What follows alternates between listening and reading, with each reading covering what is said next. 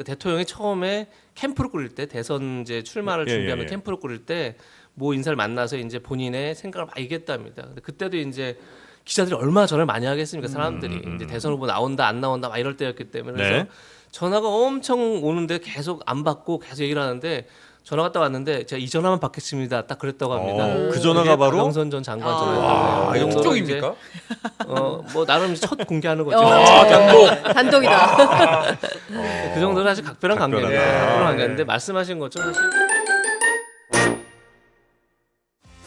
네, 요즘 저희 장르만 여의도의 가장 탄탄한 컨텐츠를 담당해주고 계신 두 분과 함께 정치명장 시간 이어가 보도록 하겠습니다. 우리 장윤선 기자님 함께하시고요.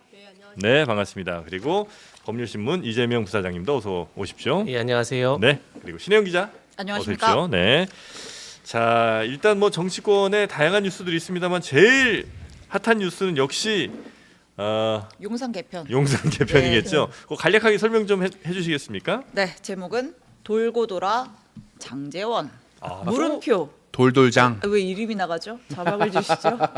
네. 장재원 기자. 돌고 돌아 장제원. 물음표. 네. 지금 뭐 총선 후에 계속 뭐 총리, 비서실장, 하마평들이 나오고 있는데 네. 비서실장만 놓고 보면 처음에 원희룡 전 장관 얘기가 나왔다가 뭐 정진석, 이정현 이런 여권 인사 얘기가 나왔다가 네. 갑자기 양정철 전 원장이 등장을 했고 굉장히 또 들끓지 않았습니까? 네. 그 후에 새롭게 등장한 인물, 근데 새롭지가 않은 인물 돌고 돌아 장제원 전 의원. 네, 대통령이 이제 연락을 해서 제안을 했다라는 보도가 나왔고 장재원 가기 위해서 이 사람들 다 희생시켰다는 얘기도 나오고 있는 것 예, 같고요. 뭐 이렇게 빌드업이었다 이런 얘기도 있고 구관이 명관. 예, 그런 얘기를 뭐 노렸다는 얘기도 있고 근데 다만 이제 장 의원은 제안받은 사실 자체가 없다 이렇게 부인을 하고 있는데 네. 요거는 이제 제가 신뢰도를 100%라고 확정은 못 하겠습니다. 예. 받아도 안 받았다고 하실 때가 가끔 있으셨어가지고 이제 아무튼 이제 본인은 지금 뭐 맡을 생각 없다, 제안 받은 바 없다 이런 입장을 밝힌 제안받은 상황입니다. 사실 자체가 없다는 얘기는 예. 제안 오면 할 수도 있다는 얘기 아니에요? 그렇지 보통 않나요? 그러진 않고 이제 네. 그냥 안 할 거고 제안도 안 왔어 그런 이렇게 톤이에요? 예, 이렇게 정리를 하는 거죠. 네. 어떻게 누가 될 것 같은지까지는 아직 좀 점치기 좀 어려운 상황이죠 아직은. 그렇죠. 아직은 좀 이르다고 봐야겠죠. 예. 그럼 지금 나온 분들 이름을 보고 드시는 생각은 어떤 거 있습니까? 원희룡 전 장관이 사실 유력했던 것 같았습니다. 정말로 내부에서 그런 얘기가 좀 있었던 것 같고 그런데 비서실장이요? 그렇죠. 비서실장이든 뭐 정무석 얘기가 있었는데 사실 예. 정무석을 원희룡 장관이 받기는 조금 네, 네. 그렇죠. 우리 비서실장을 받는다면 그러니까 자리를 제안한다면 비서실장 자리가 더 맞을 것 같은데. 네. 근데 홍준표 대구시장을 만났었죠 대통령이. 네. 근데 홍준표 그 기사를 봤더니 홍준표 시장이 욕심 없고 충직한 사람이 야심 없는. 야심 예. 없는 이런 사람들 이제 야심이 없어야 돼요. 그 충직한 사람이 필요한데 어떻게 저 한동훈이 의심도 하지 말아요. 제일 야심 있는 분 아니에요, 홍 시장님? 마시면 왜 그래 해요. 바람껏 빼서요. 줘야지. 참, 아니 그럼 제일 충직한 사람 누구? 뭐 장해찬 씨 누구예요? 내는 관계 없습니다. 내는 그 관계 정영진은 좌파입니까 우파입니까? 왜 저한테 자꾸 그러세요? 저 대파예요. 진행이나 잘해요. 고맙습니다. 대파가 늘 문제입니다. 네. 그러다 보니까 아무래도 이제 원 전 장관보다는 장제원 의원 쪽이 대통령 볼 때는 훨씬 더 뭐 충직함이라든지 뭐 여러 면에서 더 뭐 부합한다고 느낄 수 있을 것 같고요. 네. 전 뭐 그런 생각이 기본적으로 듭니다. 사실은 지금 비서실장 지금 이 정부에 참여하는 건 어떻게 보면 정치적으로는 독배일 수 있죠. 사실은. 그러니까 그건 이제 뭐 꼭 이 정부가 실패할 것 이런 차원이 아니라 굉장히 힘든 네네. 상황에서 언제든 그러니까 참모라는 건 사실 늘 책임을 지는 자리입니다. 대통령이 물러날 수 없기 때문에 나중에 문제가 생기면 다 물러나는 역할들을 이제 뭐 실장이든 총리든 뭐 장관들 해야 되는데 그 사실 정치적으로 굉장히 부담스러운 자리죠. 그럼에도 불구하고 그렇기 때문에 오히려 전 대통령 만드는데 뭐 1등 공신이었던 사람들이 지금 이 총선 참패 이후에 어려운 정국을 본인들이 네. 책임지고 끌고 갈 필요가 있다. 그런 책임감을 느껴야 된다는 차원에서 장제원 의원이 실장설 전 굉장히 설득력 있어 보입니다. 그렇습니까? 근데 원래 이제 주식 살 때도 항상 제일 바닥에 사고 싶은 마음처럼 지금 이제 여론이나 뭐 이런 상황이 오히려 지금 잘 들어가면 더 내려갈 때가 별로 없지 않아요? 그래서 약간 바닥에서 이- 바이 더 딥 하는 느낌으로 정치라는 건 바닥을 쳤다 싶을 때 지하실로 아 내려가는 뚫고 내려갑니까? 지하실에 갔다 끝이 가끔 아니라. 주가도 그럴 때 있어요. 네. 예, 뭐 거의 서기 시축까지 내려갈 수 있는 그런 만약에 상황이 부사장님께 네. 전화가 왔어요. 모르는 번호로.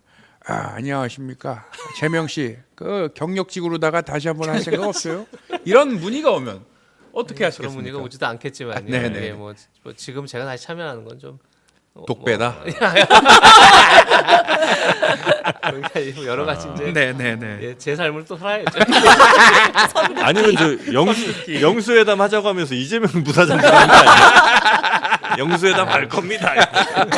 네, 혹시 지금 저 거론된 이름들 보면서 네. 우리 기자님은 어떻게 좀 보고 계십니까? 사람이 참 없구나. 아. 그러니까 예전에 이제 돌돌권, 네. 돌돌장 얘기 있잖아. 돌고 돌아 권성동, 네네네네. 뭐 돌고 돌아 장지원 이런 느낌인데요. 뭐 많은 언론들이 썼듯이 사실상 구인난에 있는 네. 것이죠. 그리고 뭐 그 사실 지금 윤석열 정부 상당히 심각한 위기입니다. 그러니까 범야권 192석이 네. 그냥 나온 숫자가 아니거든요. 그러니까 사실상 우리 국민들이 지난 대통령 선거 이거 무효다라고 네. 선언한 거나 다름없는 숫자입니다. 그 정도 숫자로 그렇죠. 보시면. 왜냐하면 200 네. 그러니까 국회의원 하나 만들기가 굉장히 어렵거든요. 네. 그런데 범야권에서 192석이나 되는 큰 물론 이제 8석이 빠진 200석이긴 합니다만 네. 뭐 그것은 저는 우리 국민들의 어떤 집단 지성의 힘이라고 생각을 하는데 누가 어떤 정치력을 발휘하느냐에 따라서 네. 이게 그 200석 플러스 알파 같은 192석이 될 수도 있고 네. 180석이 미진하는 192석일 수도 있고 그렇기 때문에 사실은 지금 야당이나 그리고 또 정부 여당이나 상당한 정치력을 발휘해야 되는 아주 위중한 네네네. 순간을 지나고 있는 건데 이 와중에 사람을 못 찾고 있다라는 것은 그동안 참 잘 못했구나. 그러니까 이 위기가 닥쳤을 때 너도 나도 나서서 네. 이 정부를 도와야겠다. 내가 들어가서 역할을 해야겠다. 이래야 되는데 그게 아니라 독배다. 안 들어간다. 나는 고사한다. 뭐 이런 소문이 계속 있고 네. 제가 누구라고 말씀드리기는 어렵지만 어떤 분은 네. 들어가면 암 걸린다. 못한다. 뭐 이제 이런 얘기까지 했다는 거예요. 그러니까 그만큼 힘들다. 예. 네. 근데 힘든 내용의 주체가 일이 많아서 힘든 게 아니라 일이 많으면 얼마든지 할 수 있는데 가장 중요한 건 대통령의 변화거든요. 대통령의 태도 변화인데 대통령이 과연 바뀌겠냐. 그분의 변화가 있겠냐. 그분의 변화가 담보되고 내가 들어가서 그분을 변화시킬 수 있는 힘이 있다면 내가 가겠지만 그 가능성은 없다. 도대체 그래서 대통령을 설득할 수 있는 사람은 누가 있는지. 뭐 서정욱 변호사에 따르면 2명 있다고. 아, 그래요? 본인은 2명이요? 예, 2명 있대요. 대한민국에서 윤석열 대통령을 설득할 수 있는 누구예요? 사람 딱 2사람이다. 한 명은 한 사람은 본인이고 네. 한 사람은 김건희 여사 이렇게 얘기를 하더라고요. 그러니까 나머지는 서정 윤 변호사가 대통령 비서실장 해야 되는 거 아니에요? 자기는 안 한다. 윤심을 잘 알고 있다면 예, 본인은 뭐 예. 근데 중요한 말씀하셨는데 사실 대통령의 마음을 움직이는 건 사실 뭐 현 대통령뿐이 아니라 사실 대통령들의 마음 움직이기 진짜 어려운 겁니다. 사실은 그래서 예전에 제가 들은 얘기입니다. 이제 박근혜 전 대통령이 대선 후보 때 전태일 열사를 추모하러 갑니다. 맞아요. 자 그것을 바로 대통령이 뭐 한 번 얘기했다 해서 그럼 가죠라고 했겠습니까? 그렇지 않습니다. 그러니까 참모들이 굉장히 많은 참모들이 예를 들면 대통령의 마음을 뭐 12시에서 3시로 옮기려고 그러면 그걸 한 번에 옮길 수 없는 겁니다. 1분씩 옮기는 겁니다. 한 번 또 들어가서 얘기해서 가셔야 됩니다. 또 다음 또 참모가 들어가서 가셔야 됩니다. 이렇게 많은 사람들이 어떻게 보면 좀 속된 말 스크럼을 짜고 대통령이 계속 같은 주문을 할 때 대통령 마음이 변하는 거거든요. 네. 그러니까 그런 점에서 오히려 전 장재현 의원처럼 신뢰가 있는 사람들이 들어가야만 그게 가능하다는 겁니다. 사실은 그러니까 아무리 명망과 아무리 쓴소리 할 수 있는 사람이라 하더라도 네. 사실 대통령과 사전 신뢰가 없으면 그런 얘기를 계속하기가 참 어렵죠. 사실은 그런 점에서 전 지금은 오히려 친윤이라고 했던 분들이 또 정권 창출에 공신인 분들이 들어가서 마지막 책임감을 발휘해야 된다 이런 생각이 드는 겁니다. 예.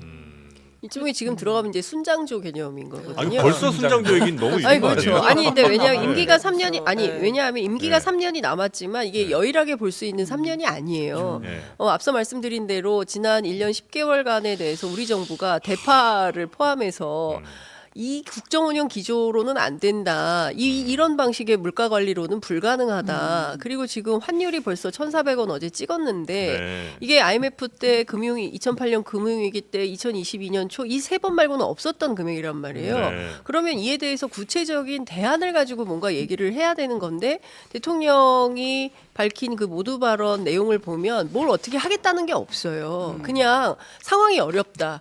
이거 우리도 다 알거든요. 그 네. 상황이 어려운데 그래서 뭘 어떻게 할 건데 그에 대한 답을 못 내놓고 있고 매우 답답한 이런 상황이기 때문에 많은 국민들이 그래서 어떻게 할 건지에 대한 답을 달라고 하고 있는데 대통령은 별로 바꿀 생각은 없어 보이고 네. 주변에 나오는 인물들도 대체로 이렇다고 한다면 아이고야 이거 정말 걱정이다라는 생각이 모든 그 커뮤니티 사이트에 들어가 보면 일반 국민들이 막 하고 있는 것이죠.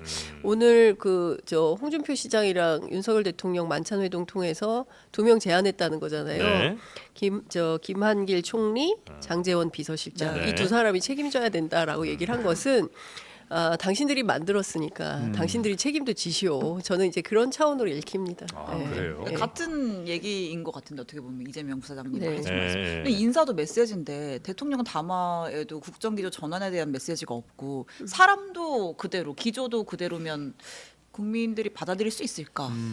아무리 뭐 신뢰가 있고 대통령과의 관계에선 신뢰가 있고 뭐 설득을 한다고 하더라도 국민들이 봤을 때 일단 사람 자체가 그대로잖아요. 그렇죠. 그러니까 그래서 문제라는 거예요. 그러니까 지금 보면 그러니까 첫 단추부터 잘 꿰야 된다고 하잖아요. 안 그러면 계속 엇나가니까. 네. 그러니까 지금 딱 그 상황입니다. 총선에서 어마어마한 거거든요. 그 주권자들이 헌법행위를 한 거고 이 결과로 볼 때 범야권 192석이다라고 하면 네. 이 결과를 정말 겸허하게 받아들이고 앞으로 국정운영 기조를 어떻게 바꾸겠다라는 것을 일어서서 국민들을 상대로 국무회의에 참석한 국무위원들을 대상으로 메시지를 발표하는 것이 아니라 본인이 직접 국민과 만나든지 그게 정말 왜 기자회견 안 하십니까? 그러니까 기자들을 통해서 국민과 만나든지 그게 정 부담스러우면 네. 대국민 담화를 했어야죠. 선거 끝나고 바로 4월 11일 날 오전 10시에 국민 여러분 정말 제가 잘못했습니다. 죄송합니다. 허리 숙여서 사과하고 그리고 난 다음에 향후에 국정운영 기조 이렇게 바꾸려고 하는데 일단 야당부터 만나겠습니다. 이재명 대표 함께 만나서 논의하시죠. 네네. 라고 하고 그리고 이번 주 정도에 만났어야죠. 야당 나는 대표 모르겠는데 대통령이 약간 불편한 자리나 불편한 이야기하는 건 조금 안 좋아하시는 건 맞는 것 같아요. 그죠? 아니요 이런 겁니다. 네. 그 얘기들 많이 하시는데 네. 우리가 대통령에게 맞출 수가 없어요. 대통령이 국민에게 아니, 맞춰야지. 뭐 그렇죠. 대통령한테 아, 그렇죠. 우리가 맞추면 이건 왕정 국가죠. 그건 네, 있을 네, 수 네. 없는 일인데 대통령은 싫어한다. 대통령은 본인이 모르는 사람들 기용 안 한다. 네. 그러면 안 되는 거죠. 네. 대통령이 모르는 사람도 낯선 분야도 네. 그러려고 대통령 되신 거 아니, 아닙니까? 그러니까 그래야 된다 아니다를 떠나서 네. 그런 것 같다는 이제 말씀을 그렇죠. 드린 건데. 네. 네. 자, 그러면 이 두 분 어려워요. 아니 그저 당황하지 말고. 저 장제원 그다음 김한길 카드는 어찌 보면 초심으로 돌아간다 이런 메시지는 아닐까요? 자 정권 시작 때처럼 다시 한번 초심으로 돌아가겠습니다. 공정과 아니, 상식으로 여러분 저 뽑아주셨죠? 다시 한번 그 길로 가보겠습니다. 이런 뜻. 도어 스태핑도 하고. 예. 그렇게 해석하는 건 너무 과한 해석이다. 네. 네. 네, 조금 전에 인적 쇄신을 얘기했으니까 네. 사실은 맞죠. 그러니까 인사가 어떻게 보면 대통령이 행사하는 가장 강력한 메시지입니다. 그런 점에서 사실은 이제 그러니까 이런 거잖아요. 초기 인사에서 사실은 이제 대통령도 여러 번 이제 약간 뭐 불만 섞이게 좀 답답하겠지만 자 검찰 공화국 얘기를 하면서 검사들을 대거 썼다라고 표현하지만 또 대통령이 그래서 도어스태핑 때 그런 말씀하셨죠. 전 정부에서 민변이나 예. 시민한테 쓴 거보다 우리가 더 많이 썼느냐. 예.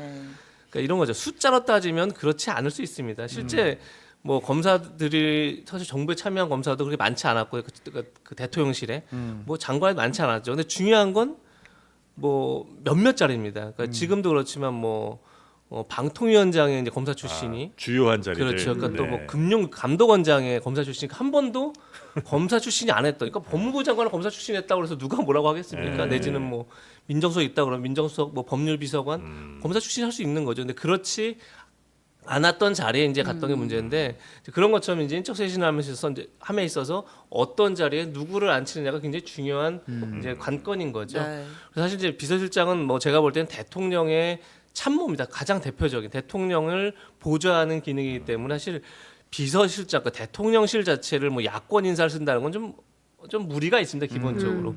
근데 내각은 좀 다른 거죠. 왜냐하면 더더욱이나 지금은 야당이 말씀하신 야당이 이제 결국은 어떻게 보면 국정 주도권을 쥐고 있기 때문에 내각은 사실은 야권 인사들을 제가 볼 때 등용할 수 있다고 봅니다. 근데 네. 그런데 순서는 분명히 여기서 먼저 대통령실에서 먼저 야권 인사를 지명해서 분위기를 띄우는 게 아니죠. 순서는 당연히 잘못됐죠. 순서는 당연히 이재명 대표를 만나서 예. 이재명 대표에게 뭐 천걸 받을 수 있는 거고 제가 이렇게 하려고 하는데 어떻게 생각하십니까?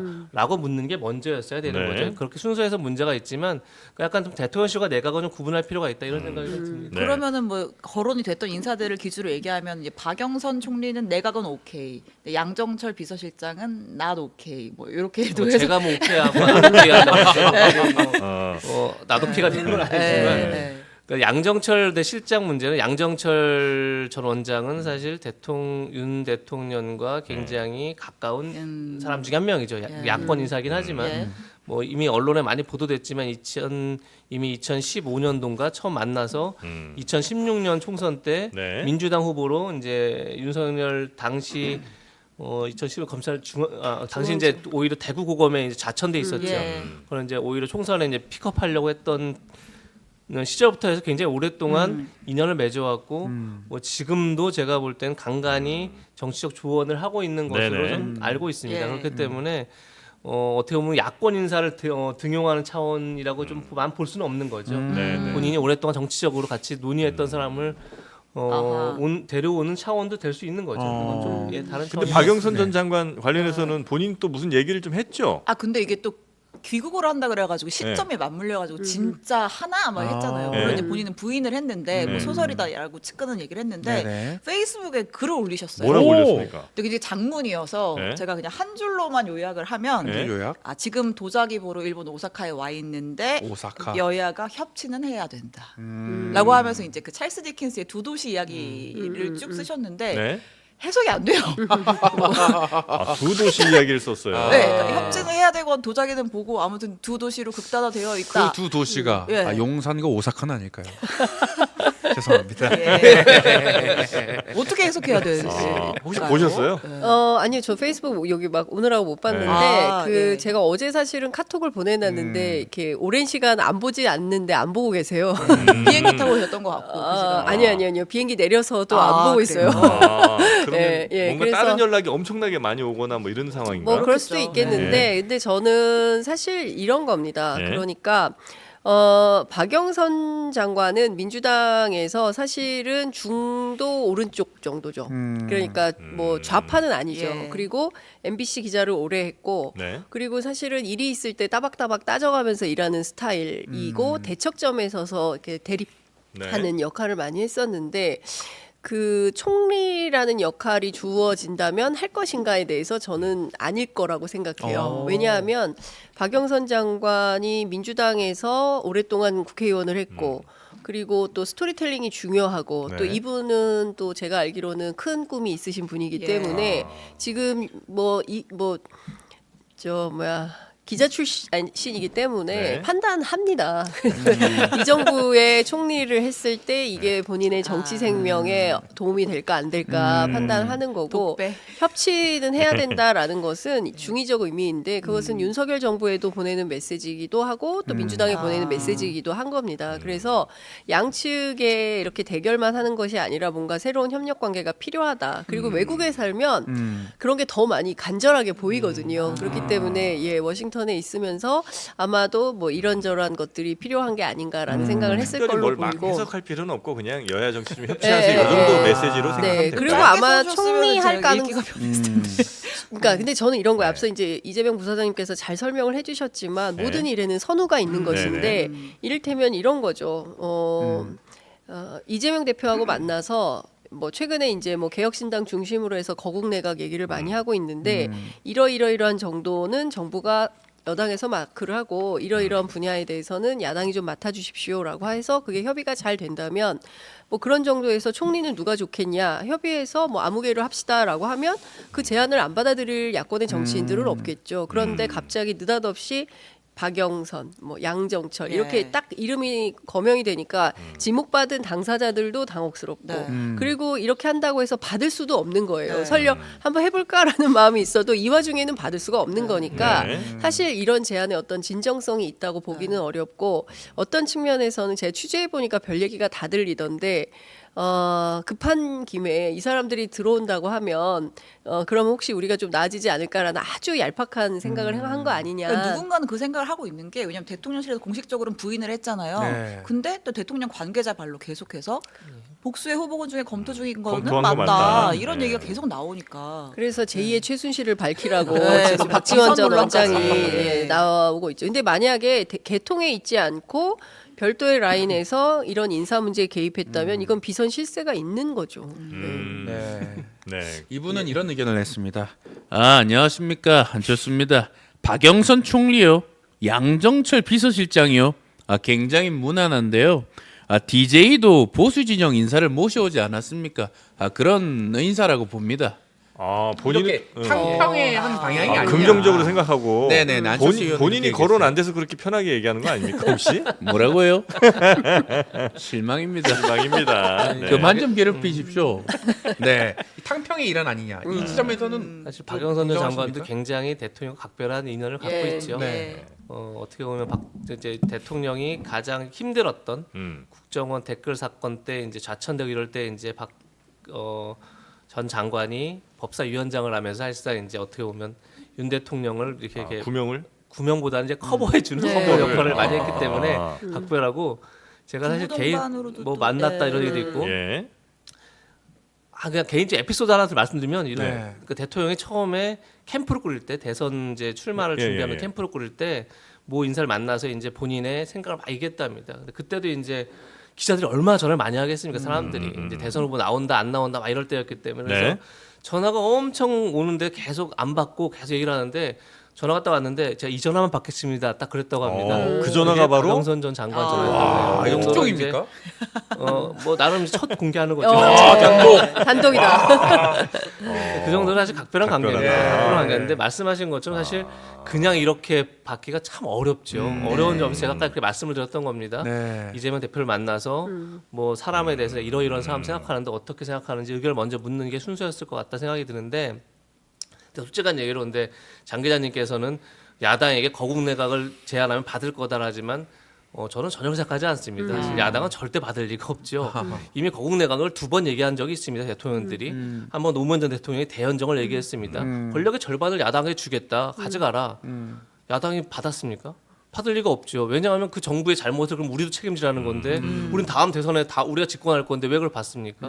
박근혜 대통령이 탄핵 전에 거국 내각 얘기했습니다. 왜, 당연히 안 받죠. 탄핵을 할 건데 왜 받습니까? 왜 책임을 집니까? 이번도 마찬가지입니다. 3년 뒤에 이재명 대표가 대통령에 가장 가까이 있는데 이걸 왜 받습니까? 받지는 않죠.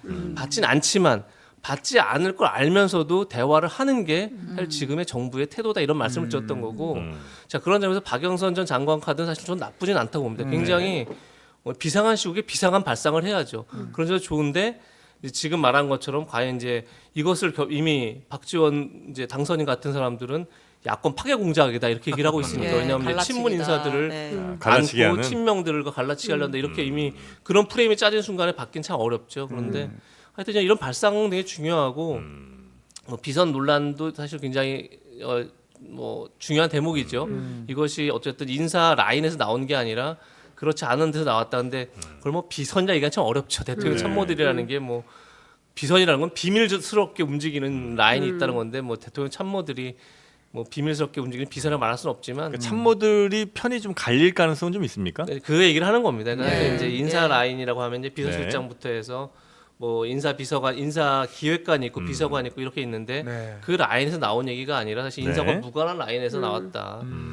아는 게 이제 문제가 되는 거죠. 되는 네. 건데 사실 그건 어떻게 보면 지금 사실은 비서실장 등이 다 사의를 표명한 상태 아닙니까? 네. 그런 점에서 저는 어쨌든 비서실장을 빨리 정리를 먼저 해야만 정돈을 해야만 이런 문제가 안 생긴다 이런 생각은 듭니다. 그리고 저 박영선 전 장관이 인사청문 만약에 이제 지명을 받아 인사청문회 자리에 앉아요. 그러면 야당 의원들이 강력하게 막 뭐라고 하기가 좀 애매하진 않나요 혹시? 그러진 않겠죠. 뭐 각자 자기 자리에서 네. 역할을 하는 거니까 뭐 네. 인사청문회를 뭐 봐주기 인사청문회를 한다거나 뭐 네. 이럴 사람들은 아닌 것 인사청문회에서 같고. 그 정치인들 안 치는 이유가 대체로 그런 거잖아요. 그러니까 네. 야당이 별로 이렇게 뭐라고 못할 현역 사람을 불패. 안 치잖아요. 네, 네. 불패. 그거는 아니, 아무래도 그런 게 네. 있죠. 우리가 이렇게 늘 만나는데 네. 불편한 자리에서 만났을 때 제가 이재명 부사장님을 향해서 막 날카롭게 하기에는 그렇잖아요. 지금 안면이 그러니까. 쌓여오고 있는데. 네. 예. 그래서 저 잘하면 야당들이 뭐라고 못하고 그냥 통과시킬 수도 있겠다는 생각이 아니, 근데 들기도 하던데. 그러진 않을 그건 거예요. 아니에요. 아마 다 나올 거고요. 네. 뭐 그렇게 다 나와요? 민주당이 이렇게 뭐 그런 정당은 아니라고 생각을 하고. 그럼 박영선 그- 전 장관의 예를 들면 무슨 뭐 비리라든지 이런 게 이제 보통 청문회 자리에서 많이 드러나잖아요. 나올 수도 있겠죠. 그리고 야당 네. 의원들이 그런 걸 막 아니 근데 공격을- 생각을 해보세요. 지금 네. 야당이 민주당만 있는 게 아니에요. 그리고 거국 내각을 민주당이 얘기하지 않아요. 민주당은 영수회담을 이재명 대표가 제안을 했고 네. 거국 내각은 개혁신당이 얘기를 하고 있어요. 그리고 앞서 말씀드린 대로 인사청문회 하면 개혁신당도 들어와요. 아. 그러면 야당이 민주당이 뭐 박영선 의원을 뭐 감싸준다고 한다 네네네. 하더라도 이준석 대표가 감싸주겠습니까? 거기서 가만히 있지 그런 않을 거 거다. 없어요. 네네네. 예, 그러니까 다른 정당들이 존재하기 때문에 그게 뭐 민주당의 뭐 관계로 그냥 뭐 유연한 청문회가 될 거다 그렇게는 기대하기는 보기 어려울 어렵다? 거다라고 생각을 하고 네. 그 거국 내각과 관련해서 저도 그렇게 생각합니다. 민주당이 받을 리 없죠. 그리고 왜 받겠어요? 정치적으로 이게 가치 책임을 공동 책임을 저희 그만큼의 애정이 없을 거예요. 왜냐하면 윤석열 정부로부터 하도 공격을 받았기 때문에 그러지 않을 거고 민주당만 있는 게 아니라 조국혁신당이 12석이에요. 여기도 안 받죠. 근데 중요한 포인트는 네. 대화는 필요하다라는 겁니다. 예. 네네. 대화는 필요하고 그리고 그 과거에 노회찬 대표께서 우주인이 쳐들어오면 일본하고도 같이 한 편 먹고 싸워야 된다고 말했던 것처럼 지금은 사실 중동 전쟁 뭐 그다음에 외부에서 들어온 위기 문제가 고환율, 고유가, 고물가 문제가 심각하죠. 보통 심각한 네네. 문제가 아니기 때문에 이 문제와 관련해서는 여야 없이 뭐 박영선 장관 그 얘기 했다던데 협치를 해야 되고 공동의 대책이 마련이 돼야 될 것 같고요. 저 어제 너무 재밌었던 게 네. 어제 민주당에서 지금 심각한 그 물가 문제 그리고 위기 관련해서 경제 위기 관련된 비상 시국회인가 뭐 이런 걸 했어요. 저는 민주당이 여당인 줄 알았어요. 네, 그 확실하게 섀도우 캐비넷 역할을 하면서 네네. 이 문제를 어떻게 대처할 건지에 대해서 오히려. 아주 구체적인 대안을 내놓고 있거든요. 네. 이런 안을 받으면 됩니다, 정부가. 예, 이런 걸 협치하면 야당이 내는 오히려 거랑 무조건 거부하지 말고. 그러니까 그렇죠. 무조건 네. 거부하지 말고 함께 의논할 수 있잖아요. 네네네. 대화 테이블에 앉아서 대화할 수 있지 않습니까? 네. 대통령실 인사 관련해서 짧게 하나만 좀 언급을 하면 어제 이복현 금감원장이 네. 그 금감원장 일정을 취소를 하면서 굉장히 말이 많이 나왔죠. 용산에서 전화 받은 거 아니냐. 왜냐면 원래 증권사 사장단이랑 오찬이 있었는데 이제 그 자리도 못 가고 뭐 다른 간담회 보고도 다 이제 부원장이 가고 했다고 하는데 그래서 뭐 법무수석 또는 민정수석으로 가는 거 아니냐 이런 이야기가 돌았고 이제 이 원장은 낭설이다 아니다라는 입장을 밝혔고 나는 금감원장 해야 할 일이 남아 있다라고는 했지만 약간 불씨가 살아 있는 것 같기도 하고 어떻게 해석을 하면 좋을지. 네네네. 예. 그 어제 뭐 오후에 아주 왜 흔히 지라시라고 하죠. 예, 소설 예, 정보지. 돌았습니다. 사실 밥글이죠. 예. 카톡으로 그 얘기 엄청 돌던데 예. 말씀하신 것처럼 뭐 본인이 중요한 자리 회의 뭐 오찬장에 안 가고 뭐 다른 사람 보냈다 그때 오늘 뭐 이복현 원장은 그냥 어제 하루 연차낸 거다 뭐 이렇게 또 예, 뭐 몸살이었다. 뭐 해명을 예. 했던데 전 아까 말씀드린 것처럼 이복현 원장이 예를 들면 뭐 법률수석을 신설한다, 뭐 민정수석을 신설한다. 전 민정수석에서 사실은 민정 기능은 굉장히 중요한 기능입니다. 전 대통령실에서 만약에 하나의 기능만 딱 꼽으라면 네. 민정 기능이 제일 중요합니다. 왜냐하면 우리가 흔히 민정 기능을 뭐 사정 기능과 혼동하는데 사정은 사정 당국들을 관리하는 거지만 민정은 네. 뭘 했었냐면 여론 청취를 했었습니다. 지역별로 직역별로 다 분담을 해서 그 사람들이 뭐 예를 들면 직역을 하면 교수든 뭐 그 업계 관계자 만나서 얘기를 듣는데 그게 왜 중요하냐면 그 사람들을 통해서 뭘 듣냐면 앞으로 3, 4개월, 6개월 뒤에 어떤 일이 벌어질 것이냐, 우린 뭘 대비해야 되느냐, 이걸 챙겼던 겁니다. 그래서 사실은 민정 사람을 만나면 우린 6개월 뒤를 살고 있다, 6개월 앞을 살고 있다. 그걸 가지고 그 보고서를 계속 넣어서 그러니까 대통령실이 6개월을 앞서서 이제 준비할 수 있도록 했던 겁니다. 근데 그 지금은 기능이 그걸 안 들어요? 민정 기능이 없어졌죠. 민정서실이 없었기 때문에 아니, 그게 없어지면 그 기능이 없어졌죠. 민정 기능도. 그래서 그래요? 그냥 법률비서관실과 지금은 공직기강만 남은 거죠. 두 개만 남아 있고 네. 사실 민정 기능이 없어졌죠. 그러니까 여론 청취 기능이 사라진 겁니다. 그런 점에서 전 민정 기능은 가장 중요한 기능입니다. 대통령실에서. 네네. 그 사정 때문에 이제 그걸 없앴지만 사실 그건 제가 볼 때는 좀 문제가 있었다. 그래서 민정수석은 전 민정 기능을 그러니까 수석실을 살리는 게 아니라 민정 기능을 회복할 필요가 있다 이런 생각이 들고 그런 점에서 만약에 이제 그런 역할을 맡긴다면 사실은 그건 검사 출신이 적합한 건 아니죠. 예. 제가 말씀드린 것처럼 그 자리에 맞는 사람들이 있는 겁니다. 네네네. 그러니까 그런 것들을 좀 감안해야 된다. 뭐 진짜 갈지 안 갈지 뭐 저는 모르겠으나 그런 생각이 듭니다. 그러니까 진짜 중요한 포인트를 짚어주셨는데 사실은 시민사회 수석실을 확대해야 돼요. 네. 이 여론 청취를 하기 위해서라도 전문가 직역별로 그다음에 평범한 시민들의 뭐 등등의 얘기를 많이 들어야 되는데 일단 지금은 시민사회 수석실을 없애고 정무수석실로 편제한다는 거거든요. 예. 시민사회 기능을. 네. 그리고 법률수석실을 만들어서 뭘 하려고 하는 거냐. 그러니까 그 뭐 이제 대통령실에서는 지금 뭐 사실로 확인을 안 해주고 있긴 한데 이복현 원장이 무슨 얘기를 했냐면 이코노믹 리뷰라는 매체하고 얘기를 하면서 내년 6월까지 금감원에 머무를 거냐라고 기자가 물으니까 네. 제가 있겠다 없겠다 말하는 것도 건방진 느낌이 들어서 이야기하기가 조심스럽다. 임용권자의 판단에 달렸다. 언제 이렇게 인터뷰입니까 이게? 17일이에요. 예. 네, 그러니까 무슨 얘기냐면 어제 얘기인데 네. 무슨 얘기냐면 그냥 법률수석실이 신설되면 갈 가능성이 높다는 것을 우회적으로 인정하고 있는 겁니다. 그러니까 시키는 대로 난 한다.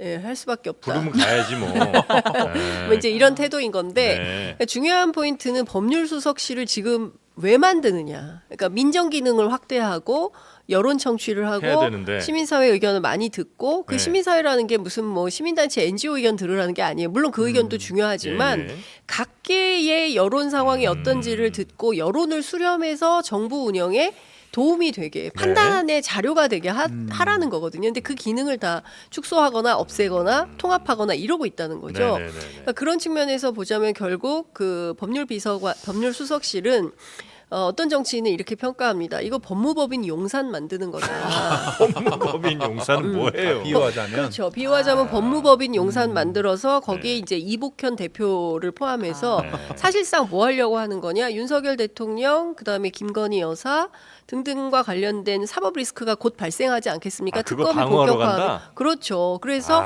이 두 분의 사법 리스크를 막기 위한 그런 그 초동 대처로 법률수석실을 만들고 그리고 법률수석실을 통해서 뭐 하겠습니까? 검찰 장악하려고 하는 거다. 예, 검찰이 혹여라도 임기가 3년이나 남아 있지만 대통령과 다른 생각하는 것 같으면 예, 딴 생각할 것 같으면 바로 그걸 이제 예, 그런 추측들이 생각 못하게 나온다는 거죠? 예, 하려고 하는 거 아니냐라고 정치권에서는 네. 벌써 해석을 하고 있다는 거죠. 저런 추정이 나오지 않도록 하기 위해서라도 하여튼 인사를 할 때 진짜 신중히 해야 된다 이런 말씀 그럼 드린 민정수 오히려 뭐랄까요 그 여론 청취를 많이 해야 된다면 언론인 출신 이런 분들도 괜찮겠네요, 그죠? 뭐할 수 있는 자, 거죠. 두 분 저희가 함합형 올리도록 하겠습니다. 두 분 다 한 분은 경력직이에요. 언론이잖아요. 네, 한 분은 경력직. 네. 자, 다음 뉴스 다음 한번 좀 주제. 뭐 가볼까요? 앞서 언급이 좀 나왔는데 네. 홍준표 만난 윤석열 아유, 요건 뭐. 대통령. 네, 짧게만 가보겠습니다. 네, 짧게. 뭐 16일 밤에 만났다는 거고요. 네. 서울 모처에서 만나서 4시간 만찬 회동을 했다. 대통령실 비서실장 인선 그리고 내각 뭐 개편 방향에 대해서 심도 있는 논의를 한 것으로 알려졌다라고 합니다. 네, 두 분 뭐 만나서 뭐 이유가 있으니까 만나셨겠고. 여기서 그 김한길 총리 장지현 비서실장을 홍 시장이 예, 제안했다라는 나왔겠죠. 내용까지 나왔고요. 예. 자, 요건 뭐 좀 중복이 되니까요. 다음 뉴스도 한번 가보겠습니다. 뭐 코멘트 아니, 하시고 아니, 뭐 싶으셨던 거 뭐 아니에요? 하실 거예요? 해야 한다면 하려고 했었죠. 그게 아니라 저는 이런 네. 생각이 듭니다. 대통령이 자꾸 네. 만나는 건 좋은 겁니다. 네. 홍준표 누구든 많이 시장도 만나라. 만나고, 근데 특히나 대통령이 이제 그 시도지사들과 이제 만찬도 했었고 이제 시도지사들과 여러 번 이제 행사를 했는데 네. 역시 제일 편애하는 게 홍준표 시장, 이철우 지사더라고요. 잘 보니까 뭐 홍준표 시장과 형님 이렇게 얘기하면서 굉장히 얘기를 많이 듣고 하는데 그런 분들을 많이 만나서 네. 얘기를 듣는 건 되게 중요하다 이런 생각이 듭니다. 근데 그렇게 두 분 만나면 어깨는 누가 치는 거예요? 여기 홍준표 시장도 어깨 치는 거 좋아하시잖아요. 이렇게 딱 치고 또 윤석열 대통령도 이렇게 툭툭 치는 거 좋아하지 않습니까? 저는 목격하지 못했습니다. 아, 근데 그 그래요? 옛날에 그 대선 유세할 때 홍 네. 시장이 막 이렇게 유세 도와주니까 뭐 하실 거죠? 그러니까 대통령이 그때 예 형님 이러면서 막 약간 예. 이렇게 먼저 이렇게 하지 않아요? 아니 이봐 정영진이 또 왜요? 왜 이렇게 오늘 그 많이 말씀을 왜 그래요? 내가 그 90도로 허리 숙여서 인사하는 거 못 봤어? 아 그렇습니까? 내가 인사했잖아요. 아 하셨구나. 공과 사는 구분해야지. 아 그렇습니까? 체육이 잘 지내요. 공과 사진 구분해 주세요. 잘 구분하고 있죠. 예. 이번 하나만 이준석 대표가 홍준표 총리설 제기했잖아요. 홍준표 시장이 총리 맞는 것도 방법이다. 이건 어떻게 생각하세요? 두 분? 글쎄 저는 그 가능성이 없을 줄 알고 얘기한 거예요. 가능성이 좀 매우 낮죠. 예, 예. 이준석 대표가 제안하면 절대 안 받죠. 아 맞아. 아 그럼 견제구였나? 견제고 하려고 했다가도 이준석 대표 얘기하는 순간 안 할 것 그리고 같아. 홍 시장은 대한민국 최고의 독고다이라는 표현이 사실 약간 일본어죠. 예, 약간 우리가 흔히 아는 그러니까 독불 장군. 독불 장군 아니겠습니까? 네. 독불 장군 느낌보다는 어쨌든 마이웨이. 마이웨이 예. 대표적인 분인데 예, 그분이 누구 밑에 들어가서 네, 절대 일하시겠습니다. 예. 네.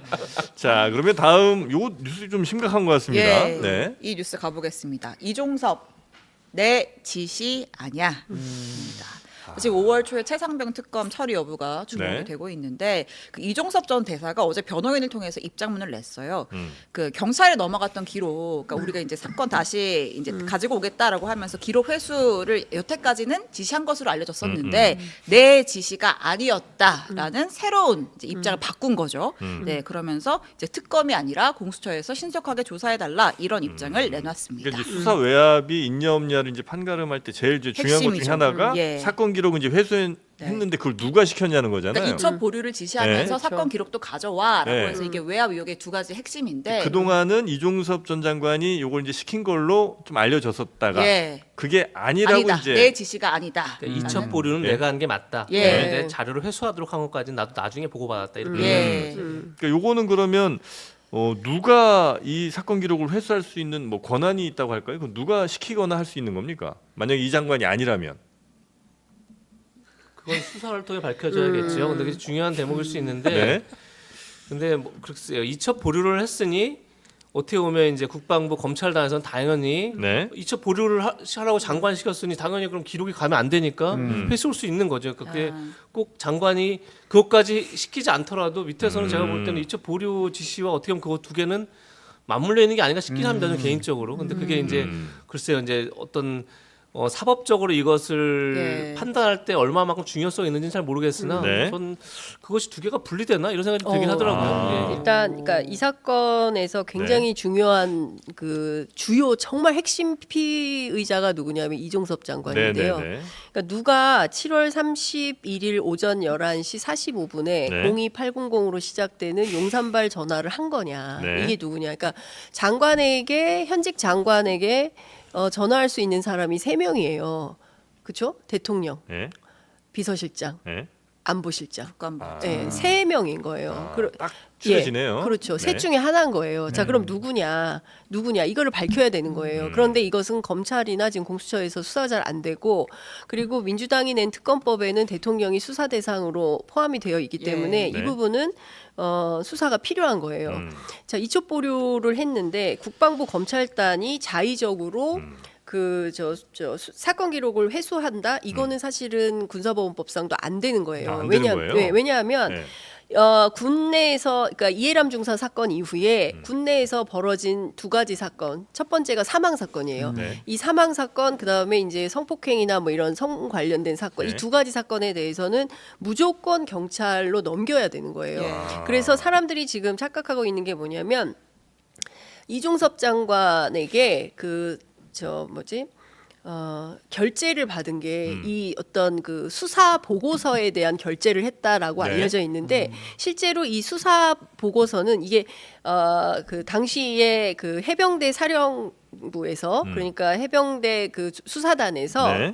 수사단에서 했던 그 내용을 이게 정확한 수사 기록이라고 할 수는 없는 거예요. 그러니까 네. 실제 중요한 수사는 경찰에서 시작이 되는데 네네네네. 일단 이러이러한 일이 발생했고 이러이러한 문제가 있어서 이러이러한 사람들을 주요 관계인으로 해서 사실은 그 조사가 필요합니다라고 해서 일종의 최초 기록을 이제 정리를 해놓은 군에서 문건에 체험물을 이제 그렇죠. 조사한 거를 그렇죠. 경찰에 넘기는 거죠. 그렇죠. 그러니까 네. 이것만 가지고 다 했다고 볼 수는 없고 예, 예, 요거를 토대로 해서 직접적인 수사는 경북경찰청이 했어야 됐어요. 예.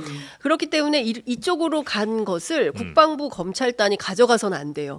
왜냐하면 국방부 검찰단은 개통에 있지 않은 거예요. 그러니까 국방부 검찰단이 나설 일이 절대로 아닙니다. 네네. 그런데 국방부 검찰단이 경북경찰청으로 가 있는 갖고 와. 그거를 니네 가져와라고 하고 네. 이걸 또 순순히 내줘요. 또 경북경찰청은. 왜냐하면 국방부 검찰단이 내놓으라고 하니까 이거 큰일 나겠구나 했으니까 얼른 또 갖다 줍니다. 이것도 문제예요. 만약에 갖다 주더라도 뭐 그것도 예를 들면 불법이에요. 협정문을 보낸다든지 그렇죠. 뭐 이미 왜냐면 이첩이 됐기 때문에 네. 그 네. 절차를 밟아서 그것도 돌려줘야 문제예요. 되는데 그러니까 절차도 중요한 포인트는 이 사건을 반드시 특검을 해야 되는 이유는 네. 절차적 위반이 너무 많아요. 예, 법률 위반한 흔적이 너무 많은 거예요. 그러니까 그리고 더 중요한 포인트는 그럼 누가 국방부 검찰단의 수사 그 사건 기록을 회수하라고 명령을 했냐, 했느냐. 이게 중요한데 네. 예컨대 국방부 장관 자기가 아니라고 그랬어요.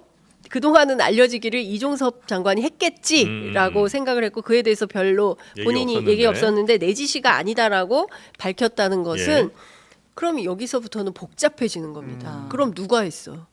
비서실장이 했어, 안보실장이 했어. 혹여라도 안보실의 누군가가 국방부 검찰단으로 연락해서 그 사건 기록도 회수하세요라고 네. 해서 국방부의 뭐 군사보좌관이 됐든 누가 됐든 뭐 그 관계인들이 이와 관련된 개입을 했다고 한다면 이거 다 처벌 대상입니다. 예. 근데 장관을 보통 심각한 문제가 통하지 아니에요. 않고도 할 수도 있고. 그랬다면 더 문제죠. 아, 그랬다면 더 문제고. 그렇죠. 이 문제가 굉장히 복잡한 게 뭐냐면 지금 굉장히 중요한 질을 하셨는데 네. 군 검찰에게 수사권이 없습니다. 네. 그게 포인트입니다. 맞아요. 경찰에게 수사권이 있습니다. 네. 그러니까 군 검찰에서 수사한 것은 그러니까 군 수사단에서 수사한 것은 경찰에게 참고 자료일 뿐입니다. 그러니까 경찰이 참고해도 되고 안 해도 됩니다. 네. 경찰 얼마든지 단독적으로 수사할 수 있습니다. 판단했어야 심지어 됐죠. 뭐 예를 들면 뭐 군에 그 자료가 있다면 압수수색할 수도 있는 거죠. 경찰 입장에서는. 네. 그러니까 근데 그런 차원에서 과연 그러니까 지금 말씀하신 것처럼 다 그게 그렇다고 해서 문제가 없다는 건 전혀 아니지만 과연 그것이 직권 남용이 될 수 있는지가 굉장히 어려운 단계에 있는 거죠. 왜냐하면 직권 남용이라는 건 내가 군 검찰에게 군 수사단에게 권한이 직권이 있어야 되는 되는구나. 겁니다. 나에게 수사권이 있어야만 직권 남용이 되는데 수사권 자체가 없는 겁니다. 그 군 검찰은 군 수사단은 수사를 한 다음에 그 자료를 참고로 경찰에 줬을 뿐입니다. 근데 그래서 글쎄요, 그러니까 이게 약간 말씀드린 것처럼 사법적으로 어떤 쟁점이 될지가 참 어렵다. 그런 말씀을 드린 겁니다. 그게 문제가 없다는 뜻을 말씀드렸던 건 아니지만 네. 그런 점에서 근데 뭐 특검 얘기, 뭐 특검으로 갈 수밖에 없는 상황일 수도 있죠. 근데 중요한 건 공수처라든지 경찰이 일단 제 역할을 먼저 해줘야죠. 근데 중요한 그렇지 포인트는 않으면 그렇죠. 지금까지 안 하고 있어요. 지금 뭐냐면 조사를? 안 하고 있어요. 네네네. 경북경찰청이 아무것도 안 하고 있어요. 네. 그러니까 중요한 포인트는 수사를 했어야 돼도 맞습니다. 벌써 몇 번이나 하고도 남을 시간인데 안 하고 있어요. 지금 되고 있는 거 딱 한 가지밖에 없습니다. 최상병 사건과 관련해서 네. 되고 있는 것은 박정훈 박정훈 대령 항명 사건 재판만 진행 중이에요. 그리고 그 외에 일체 돌아가지가 않고 있어요. 그러니까 네네. 지금 중요한 것은 경북경찰청 왜 조사 안 하냐, 왜 수사 안 하냐, 그리고 관련돼서 뭐 여러 가지 고소고발 사건이 굉장히 많이 있어요. 그 사건도 수사를 해야 되는 거고 공수처도 마찬가지입니다. 네. 그러니까 지금 사실상 업무 해태 비슷하게 하고 있는 것이죠. 이거 매우 심각한 문제입니다. 네. 그러면 이제 어쨌든 최상병 특검법이 통과가 될 거 아니에요. 대통령이 거부권을 행사할 거라고. 근데 그것도 잘 봐야 예. 되는데, 자 민주당에서는 5월 3일 날 이거 표결하겠다는 예. 입장이에요. 네네네. 근데 어쨌든 여당의 협조가 좀 필요한 건데 뭐, 예. 여당이 지금 일정이 안 잡히고 있고 지금 김진표 의장 해외 순방 돌아왔는지는 모르겠지만 또 해외 순방을 갔어요. 진주표 의장. 네, 이분이 와야 돼요. 한국에 예. 와서 이분이 그래서 어떻게 할 건지 국회의장이 조율을 중요한 해. 겁니다. 의장은 국회의장이 국민의 굉장히 책임이죠. 중요해요. 아니, 대통령보다 더 많이 나가시는 것 같아요. 그거 확실하게. 그건 모르겠습니다. 하여튼 의장이 또 일단 귀국을 해서 의장이 양쪽을 오라고 해서 만나서 일정을 잡아야 돼요. 그러면 앞서 말씀하신 대로 대통령이 대통령이 거부권 행사할 가능성이 높다고 한다면 5월 한 달이 굉장히 중요합니다. 그러니까 5월 초반에 한번 해서 표결을 해야 하고 2주 안에 대통령이 거부권을 행사를 하든지 말든지 결정을 해야 되기 때문에 2주 안에 대통령이 뭐 거부권을 행사를 한다면 그러면 5월 말에 반드시 재의결을 해야 되는 겁니다. 그래서 5월이 굉장히 중요하다. 최상병 네. 사건에서. 근데 민주당은 뭐 무조건 이거부터 해결한다는 입장인 거죠? 무조건 아니라 오늘 민주당이 두 가지 중요한 일정을 오늘 아침에 했는데 네. 하나는 양곡관리법 다시 네네네. 또 네. 재의결 절차에 들어갔고요. 또 하나는 세월호 참사와 관련된 것도 직회부한다는 입장이에요. 네. 그러니까 민주당은 이제 더 이상 기다릴 수가 없고 빨리 지난 섞어낸다? 총선에서 나온 민의를 받아서 바로 진행한다는 입장인 것 같습니다. 네.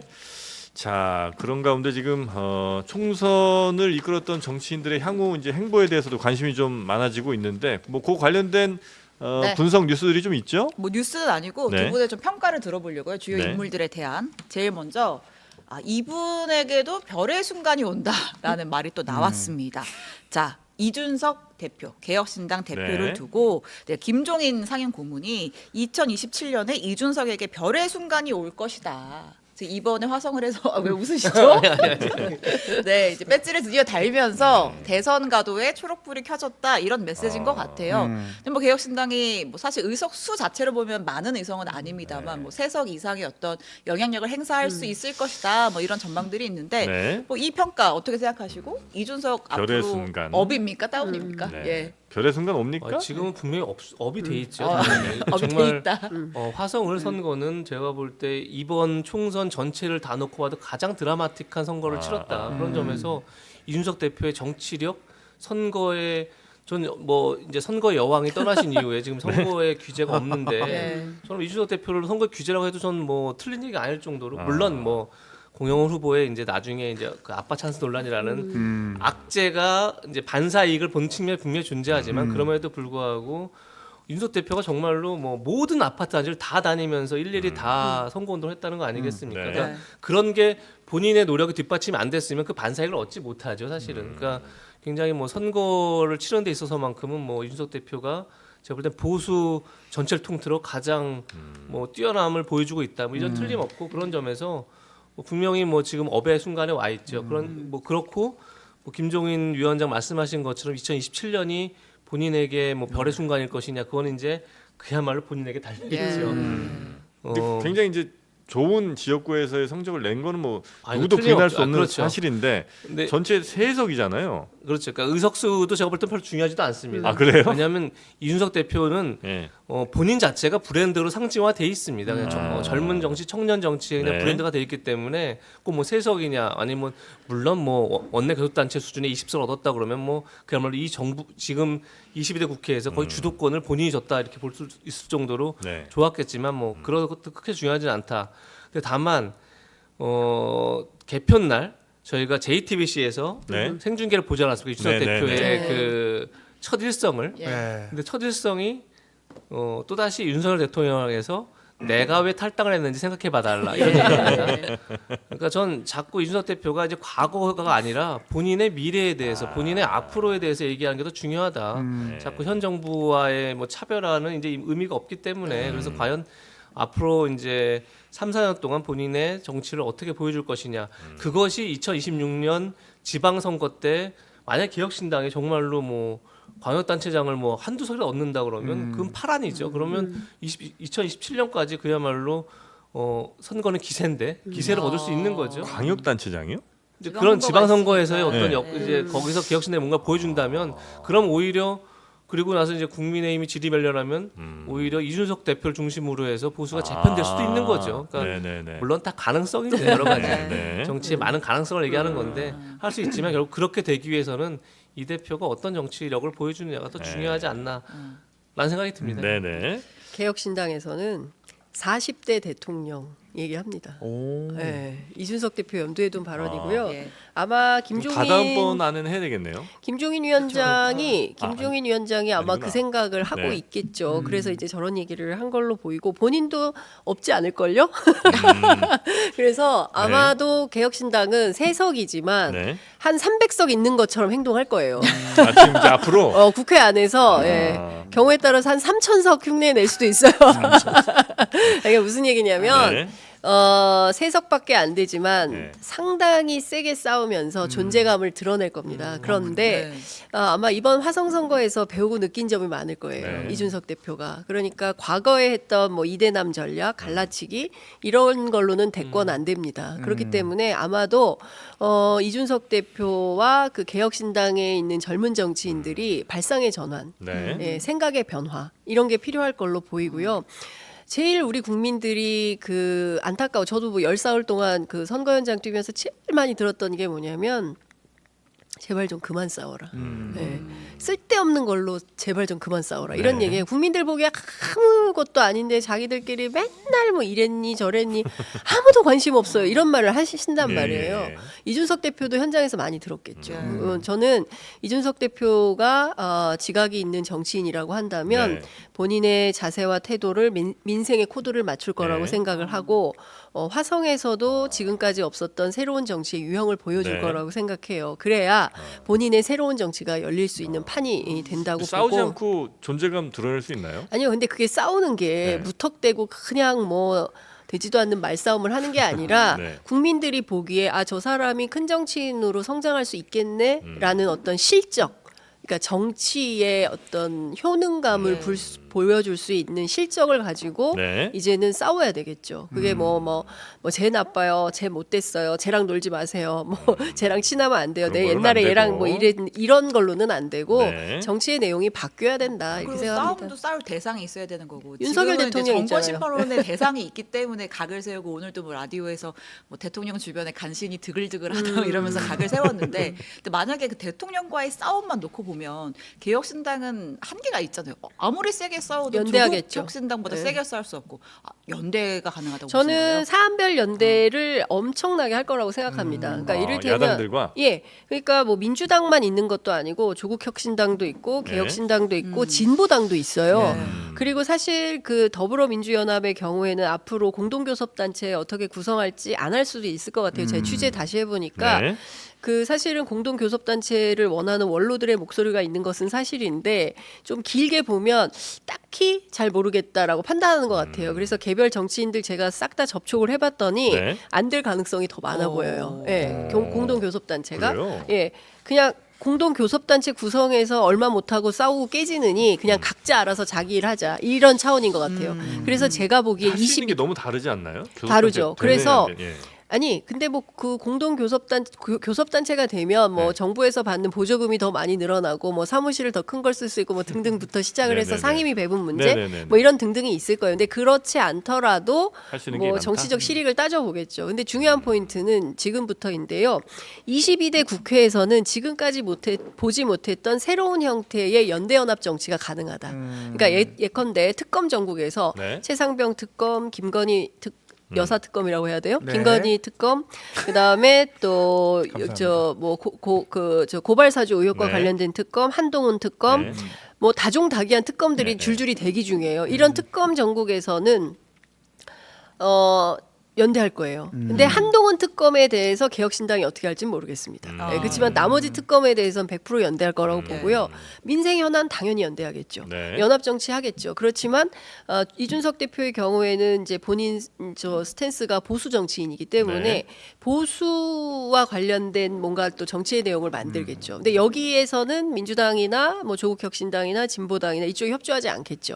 뭐 그런 차원에서는 갈등이 있겠고 경우에 따라서는 또 협력도 할 수 있겠고 사안별로? 네. 진보당하고 개혁신당이 함께할 것도 있어요. 예컨대 북한 방송 그냥 틀어버리자. 뭐 이런 얘기 하잖아요. 이준석 대표가 듣고 판단해도 늦지 않다. 이런 네. 거 진보당하고 협력할 수 있죠. 저는 그래서 새로운 정치의 상상력이 투영되는 수많은 실험들이 22대 국회에는 있을 것이다. 그래요? 결론적으로 말씀드릴까요? 네. 볼만할 거다. 22대 국회 볼만할 볼만할 거다. 거다. 어쨌든 간에 2027년에 새로운 대선 주자가 이준석이가 나왔다고 봐요. 이미 대선 주자까지 갑니까? 그렇게 따오네. 그 자세한 건 뉴스쇼에서 설명했는데 그 정영진 내 방송 안 들었어. 너무 그 장르만 여의도만 사랑하지 말라고 우리 봐요. 저 김종인 위원장님 뭐 그때까지 설마 뭐 하실 건 아니죠? 뭐? 다음 그 대선까지도 뭐 하실 거예요? 아니 그거 기획하는? 그 쓰잘데기 없는 지금 할 필요가 없다고 봐요. 진짜 똑같다. 옆에 계시는 것 같아. 네. 이준석 별의 순간. 네. 예. 그다음 또 다음- 어떤 인물에 대한 평가가 있습니까? 다음 분은 이 업다운을 좀 물어보기가 네. 죄송합니다. 아 누굽니까? 네. 누구예요 말을 하세요. 이분의 확실히 업의 순간은 아닌 것 같습니다. 네. 지금 뭐 하시죠, 이분은? 일단 새로운 미래 지도부 총사퇴를 네. 하면서 공동 대표직에서 물러나셨고 음. 이제 새 비대위원장으로 이석현 전 국회 부의장이 이제 임명이 됐습니다. 새로운 미래에. 네. 이낙연 전 총리 앞으로 뭐 할까요? 어떤 길이 가능합니까? 예. 송영길? 어떤 길이 가능할까요? 준비한 멘트군요. 아니야. 갑자기 생각났어.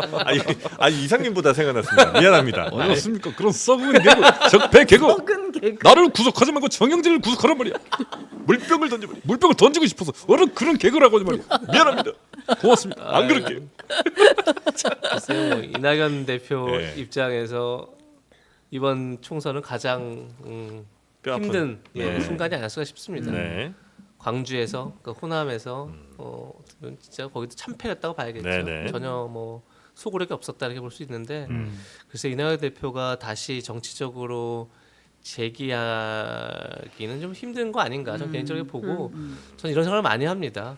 원로분들이 물론 네. 헌정회라는 것도 있습니다. 그러니까 전직 국회의원들이 여야가 다 모여서 네. 뭐 이런 데가 있지만 좀 원로분들이 여야를 가리지 않고 좀 모여서 좀 국가를 위해서 좀 의미 있는 제안들을 하고 조언들 뭐 이런 하고. 역할들을 좀 하시는 게 중요하다고 생각하고 네. 그런 것들을 좀 하시면 어떨까라는 개인적 생각이 듭니다. 그냥 개인적으로 예. 이제 현업에서는 조금 이제 물러 예, 날 수밖에 저는 없는 상황이고. 예, 그런 상황에 돼 있지 않나 싶습니다. 네, 네.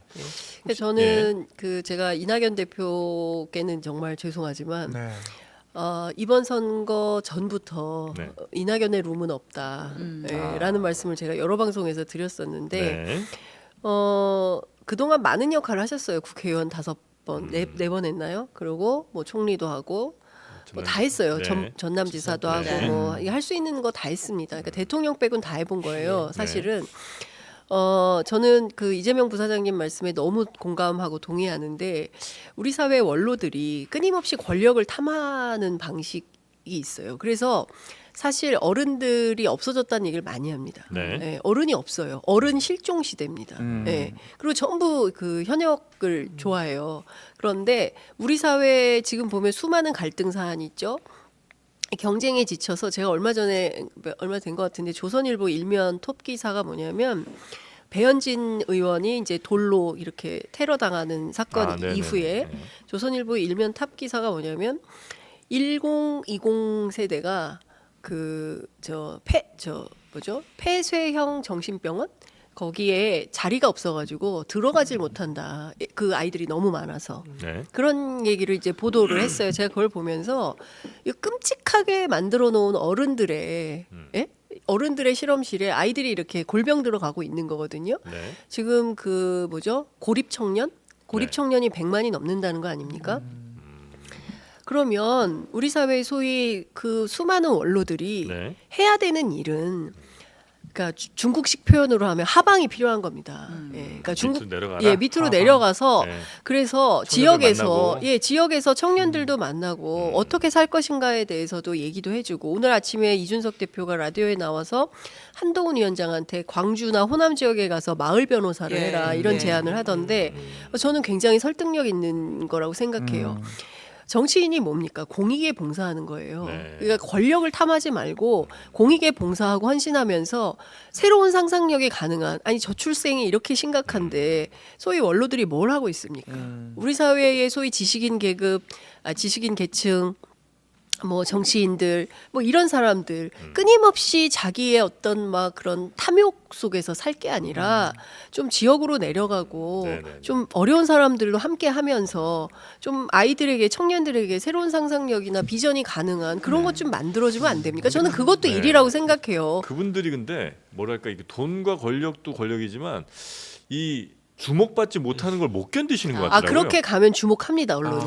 예. 아, 아니 그래요? 한동훈 위원장이 마을 변호사 하면 주목 안 하겠어요? 한동훈 저는 위원장은 기사 됐고. 많이 나온다고 생각해요. 이낙연 지사도 마찬가지예요. 저는 그래서 네. 유명한 사람들이 그 이름을 가지고 네. 지역으로 가서 네. 그 지역 발전을 위해서 뭐라도 하면 안 되나요? 그렇게 좀 했으면 좋겠다. 네. 근데 진짜 제가 이제 몇몇 정치인분들을 만나뵈면 그분들이 가장 두려워하는 게 사람들로부터 잊혀지는 것, 혹은 내 이야기가 누구에게도 잘 전달되지 않는 거, 그거 엄청 두려워하시는 것 같더라고요. 장르만 여의도에서 불러주면 되죠. 여기서요?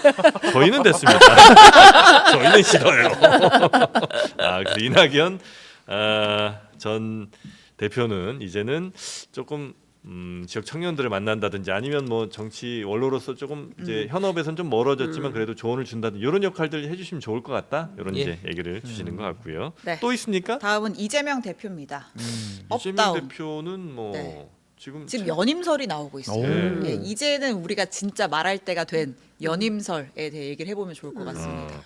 연임 현실성은 어느 정도로 혹시 보십니까? 연임 이야기는 많이 나오고 있던데요. 예. 이미 뭐 흔히 친명계라고 하는 많은 분들이 연임서를 띄우고 있던데요. 네. 여기서 뭐 정성호 의원님이 띄웠고, 그렇죠. 예. 뭐 그것이 뭐 당원들의 요구를 하면 뭐 해야 된다. 뭐 이번 총선의 의미가 그런 거 아니냐. 뭐 이런 여러 가지 얘기들 하는 거 봐서는 네.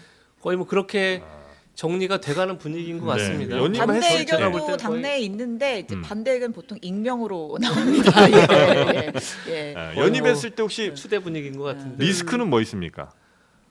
리스크 그러니까 결국 본인이 다 책임을 지는 거죠. 근데 저는 뭐 리스크보다는 어차피 이재명 대표가 대표를 안 하고 뭐 대리인을 내세우면 그거 자체도 똑같이 이재명 대표에게 리스크가 됩니다. 결국은. 네. 전 지금부터 22대 국회의 모든 리스크는 이재명 대표 리스크입니다. 그러니까 22대 국회가 잘하면 그것이 이재명 대표에게 득점이 될 테고 그래요. 22대 국회가 사실은 뭐 국가 발전에 도움이 안 되는 방향으로 계속 치달으면서 별걸 다 보여주면 불걸 안 불걸 다 보여주면 그것이 이재명 대표에게 또 그다음 부담이 됩니다. 뭐 네. 그건 틀림없지만 그러니까 전 오늘 여러 칼럼 중에 한 문장이 가장 마음에 와닿던데 네. 그러니까 지난 대선을 끝나고는 국민들이 이제 새 대통령을 뽑았습니다. 그래서 과연 국회가 어떻게 협조하는지를 봤던 겁니다. 근데 이번에는 국회를 새롭게 구성했습니다. 그럼 대통령에게 거꾸로 어떻게 국회를 존중하는지 보고 있는 겁니다. 그러니까 뭐 정부도 국회를 존중해야 되지만 국회가 스스로의 책임감을 가지고 네. 이제 정권을 끌고 그러니까 정부의 행정부에서 하는 거지만 국가를 이제 운영해 가야죠. 입법부도 책임을 가지고요. 네. 그런 점에서 이재명 대표가 전 오히려 전면에 나서지 않는 건 비겁한 거다. 전 지금 이제는 뭐 여러 번 말씀드렸지만 민주당 자체가 이재명의 민주당으로 탈바꿈됐고 그렇다 네. 그러면 175석의 민주당이 당연히 책임감을 갖고 국정을 운영해야 되고 그런 점에서 이 대표가 좀 나서는 게 오히려 자연스럽다 이런 생각이 네네. 듭니다. 예. 근데 저 만약에 그렇게 되면 하나 궁금한 게 예를 들어 지난 이제 이재명 대표의 과정에서는 이른바 뭐 자칭, 새칭, 뭐 개딸이라는 분들의 이제 적극적인 지지와 또 그들의 어쩌면 비명에 대한 또 약간의 공격 뭐 이런 것들이 이제 꽤 논란이 많이 됐었잖아요. 그러면 이번 이제 이재명 대표 이기라고 한다면 그때는 이런 논란은 거의 없겠죠, 사실상. 비명들이 많지 않기 때문에 이런 말씀이신 건가요? 뭐 그렇기도 하고 이제는 완전 주류가 된 거잖아요. 그러니까 민주당 야권 내 주류가 됐죠. 분명히 예. 야권 내 주류가 됐기 때문에 예. 이제 그런 논란이 뭐 글쎄 뭐 또 이제 민주당 내에서 아직도 비주류가 있는지 모르겠으나 네. 또 어떤 논쟁이 있을지 모르겠으나 중요한 건 네. 제가 여러 번 말씀드린 적이 있지만 이재명 대표의 목표는 대선 아니겠습니까? 네. 분명하게 대선인 겁니다. 이건 뭐 일 수도 있고 아닐 수도 있는 게 아니라 대선입니다. 그럼 대선에서 과연 어떻게 승리할 것이냐? 전 그것이 결국은 개딸로만은 불가능하다는 걸 이재명 대표가 누구보다 잘할 것이다라고 분명히 생각합니다. 이 얘기에서 뭐 약간 좀 화살표는 다르지만 비슷한 종류의 해프닝이 있었던 게, 그러니까 그 정청래 최고가 조국혁신당 워크숍에 가서 강연을 했잖아요.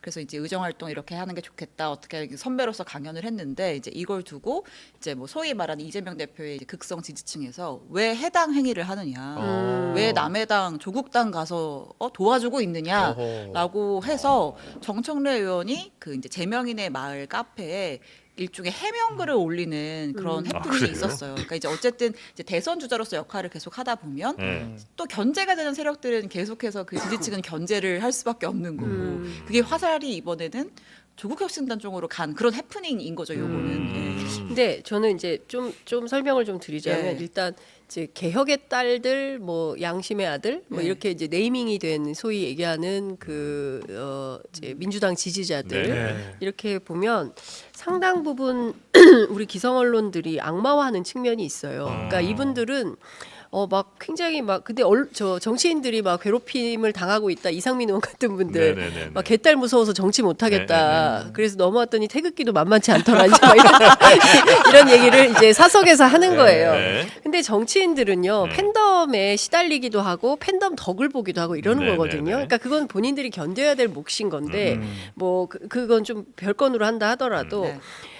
중요한 것은 이번에 이제 민주당 공천 과정에서 언론은 잘 됐네, 못 됐네, 어디가 문제였네, 막 이런 비평 보도를 많이 하지 않았습니까? 근데 잘 보면 소위 뭐 찐명, 친명, 언론이 이제 분류한 이제 그런 분들을 이기고 비명인데도 되거나 네. 뭐 비명인데 안 되거나 아니면 뭐 그 이현주 의원 같은 경우에도 찐명과 경쟁을 해서 이제 살아온 예. 케이스고, 그러니까 저는 민주당이 200만이 넘는 그 당원들 사이에 일정 정도의 저는 집단지성에 발현이 돼서 네. 누가 윤석열 정부를 잘 견제할 수 있는가에 대해서 투표를 했던 것 같아요. 근데 네. 그 결과고 지금 그러면 민주당에서 누가 대표를 하는 게 가장 옳으냐를 둘러싸고 8월에 전당대회이기 때문에 민주당의 그 이제 당원들끼리 갑론을박이 많아요. 그래서 뭐 젊은 뭐 과거에 이준석 대표가 했던 것처럼 뭐 젊은 사람, 제일 투쟁력 있는 김용민 의원 같은 사람 올리면 어떨까? 뭐 이런 얘기부터 시작을 해서 그 사람 너무 젊어서 안 되고 그래도 이제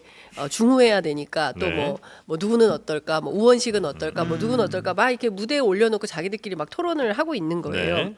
근데 그 과정에서 제일 중요한 것은 이재명 대표겠죠. 이재명 대표가 어떤 결심을 하고 어떤 결단을 하느냐가 중요한데 민주당 주류는 이런 판단인 것 같아요. 사실 지난번 당대표는 뭐만 하면은 그만둬라, 물러가라, 비대위 구성해야 된다, 제대로 끊임없이 못했다. 예, 당대표를 흔드는 구성이었기 때문에 네. 제대로 자기 역할을 못했고, 그리고 이재명 대표 입장에서는 사실 말씀하신 대로 당대표에 오르는 순간 이게 이제 양날의 칼이 있는 거거든요. 네. 그러니까 잘하면 도움이 되는 거지만 못하면 다음 대선이 어려워지는 겁니다.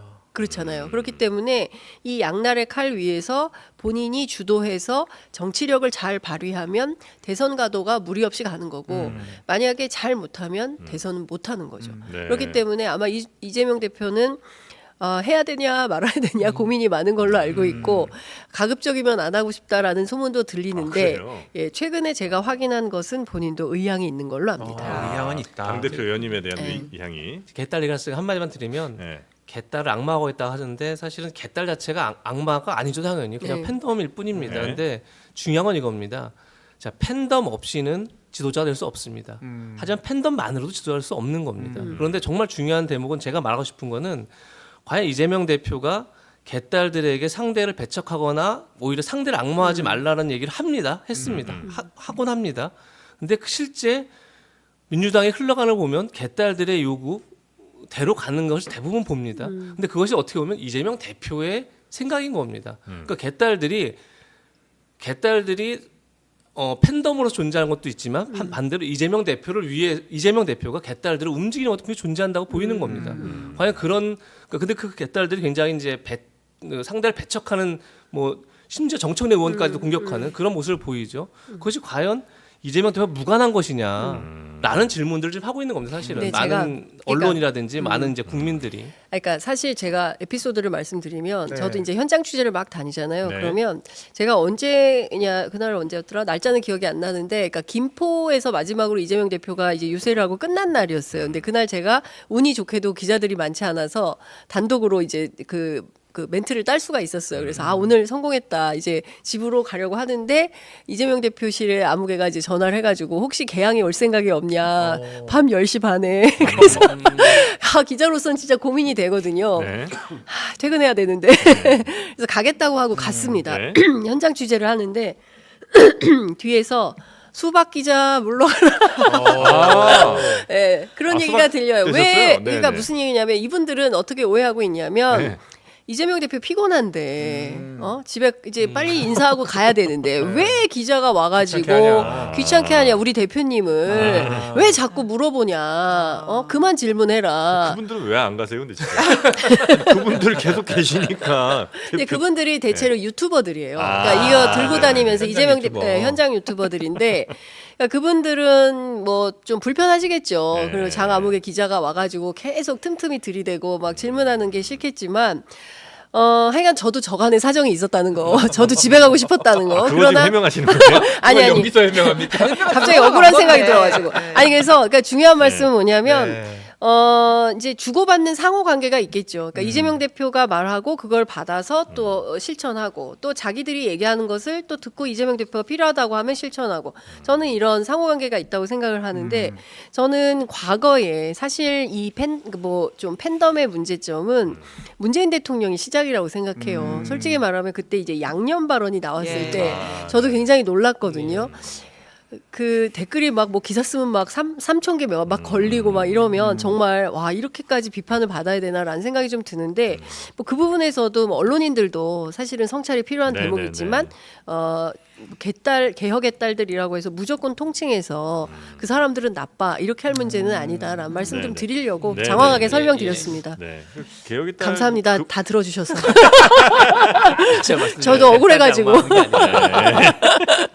예, 여기는 그렇게 따지면 거의 뭐 이 댓글창은 양념장입니다. 양념장. 여기는 뭐 그냥 퍼드시면 다 양념이니까. 네. 맵고 짭니다.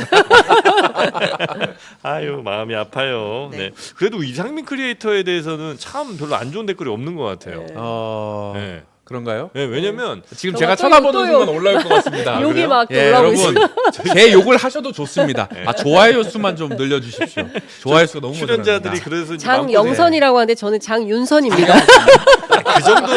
그 정도는 뭐라고 하면 안 안 되는 돼요? 게 제 이름 정확하게 아는 분이 아직도 없어요.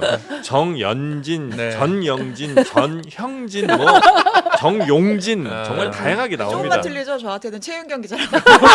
아예 다른 사람이. 네, 그런 거 갖고 섭섭해하지 마시고요. 그렇습니다. 자 끝으로 저 한동훈 비대위원장까지만 좀 볼까요? 네, 한동훈 비대위원장은 뭐 역시 업은 아닌 것 같지만 네. 지금 뭐 하나의 뭐 한동훈 위원장에서 희소식인지 모르겠습니다. 어쨌든 지금 사퇴를 하고 백의종군 한 상황에서 여전히 국민의힘 지지층 사이에서는 당권 주자 1위라는 여론조사 결과가 나온 상황입니다. 네, 네. 한동훈 전 비대위원장 어디로 갈까요?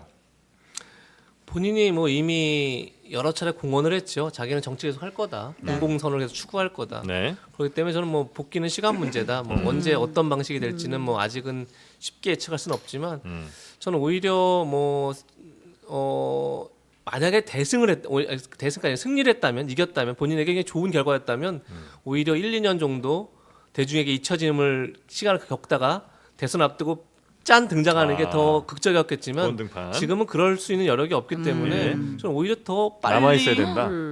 등장할 수 있다는 생각이 듭니다. 그것이 뭐 진짜 6월이나 8월쯤 열릴 전당대가 될지는 네. 뭐 아직 예상이 좀 어렵지만 저는 뭐 충분히 가능성이 있다 이런 오래 생각이 쉬지 들고 않을 것이다. 예.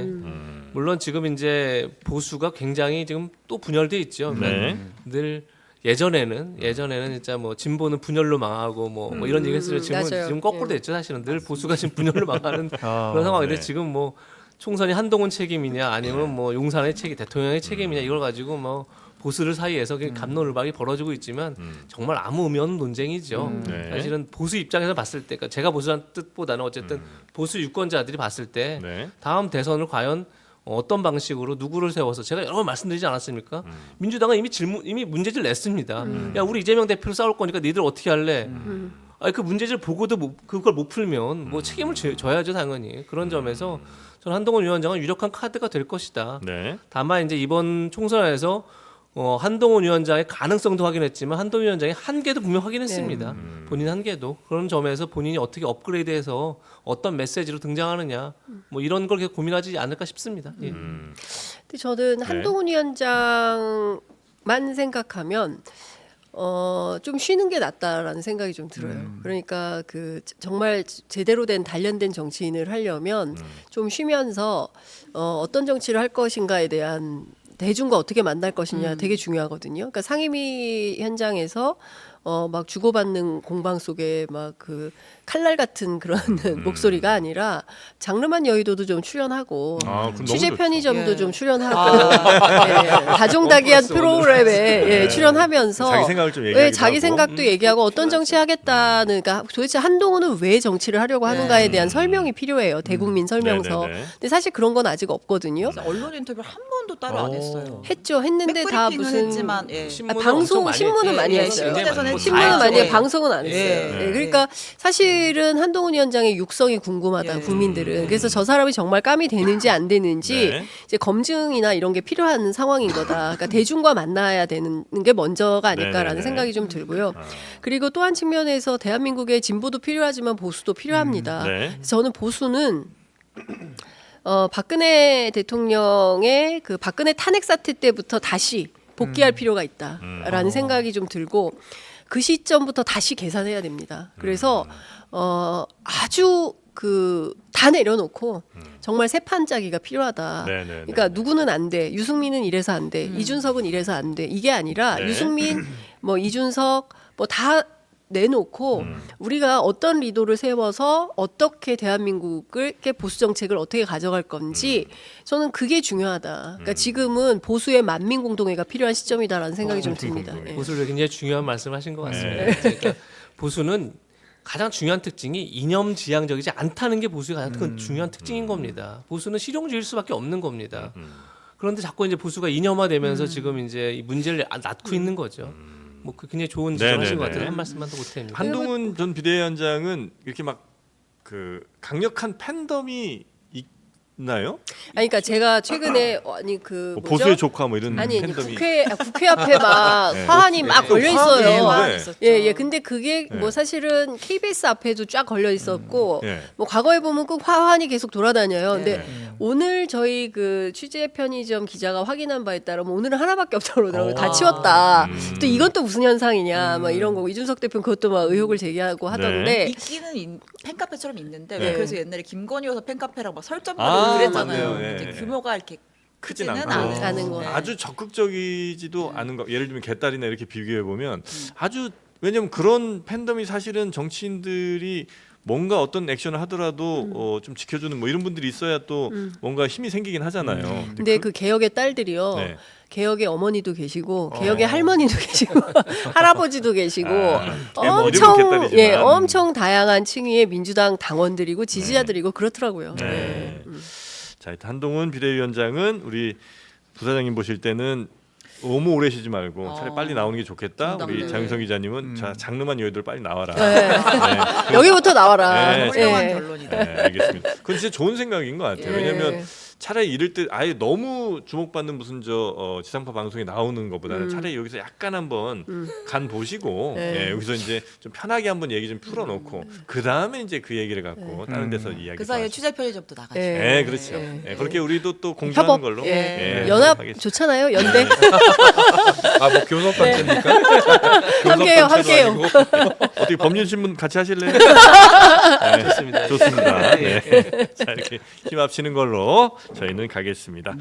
자 오늘 우리 정치명장은 요 정도로 마무리하고요. 아유 배가 많이 고픕니다. 네, 우리 저 시청자분들도 혹시 계속 이거 보시느라고 식사 못 하셨다면 제가 따뜻한 국밥 한 그릇 모시고 싶습니다. MB예요? 아, 주변 분들부터 챙기세요. 네. 아 저희 좀 사주세요. 저희 좀 사주세요. 아니 그 먹고 싶어요? 네. 알겠습니다. 이제 끝나고 그러면 한 그릇 모시겠습니다. 네. 자, 오늘 함께해 주신 우리 장윤선 기자님 그리고 이재명 부사장님 고생 많으셨고요. 우리 신혜영 기자, 이상민 크리에이터도 정말 고맙습니다. 네, 감사합니다. 네, 네. 감사합니다. 자, 저희는 내일 오전 11시에 다시 한없이 가벼운 정치 토크쇼로 찾아뵙도록 하겠습니다. 함께해 주신 여러분 고맙습니다.